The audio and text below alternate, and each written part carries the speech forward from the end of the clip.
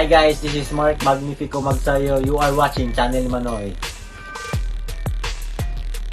Magandang araw mga pre, mayong adlaw pod sa mga Bisaya diha. George Ferocious Cambosos Jr. sinabi ang rason sa kaniyang panalo laban kay Teofimo Lopez. Tatagalogin ko na lang mga pre para mas madali. Sinabi niya na sa unang round, alam na daw niya na magiging agresibo itong si Lopez. Gustong patunayan ang sinabi na tatapusin agad ang laban sa unang round pa lang. Pero alam din niya na magkakamali itong si Lopez kaya napabagsak daw niya ito. Pero natuwa din daw siya nung bumangon itong si Lopez. Rason ni Cambosos Jr.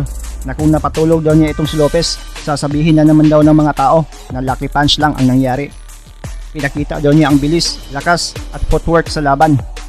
Alam din daw niya na naalog itong si Lopez. Tinamaan daw ito ng mga brutal niyang mga kamao. Sinabi din niya na kung di daw siya natumba sa round 10, di daw niya mapakita sa buong mundo kung gaano siya kagaling.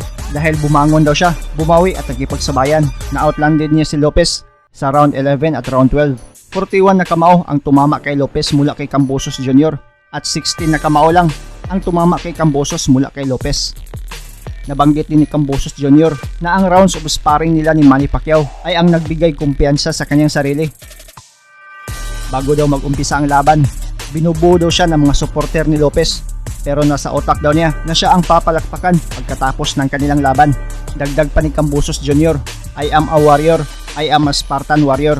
Madami na din daw ang mga boxer na nagsabi nito, pero karamihan daw, pag nahirapan na daw sa ibabaw ng lona, ay mag-surrender na daw o mag-quit sa laban. Pero iba daw siya, no retreat, no surrender daw ang nasa utak niya. Handa daw siyang mamatay sa ring para manalo. Pinanganak si Cambosos Jr. sa Australia noong 1993 mga pre.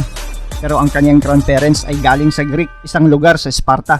Kilala ang mga Spartan mga pre na matatapang na mandirigma base sa kasaysayan. Kaya naman na siguro ang pagiging matapang nitong si Cambosos Jr. Nakaukit din sa kanyang likuran ang Spartan warrior at ang salitang no retreat, no surrender. Huwag kalimutang i-like ang ating video at pakipindot na rin ang subscribe button kung ikaw ay bago para umabot na tayo sa 200,000 dito sa munting tahanan ko. Maraming salamat sa panonood at suporta mga pre. As always, amping permi.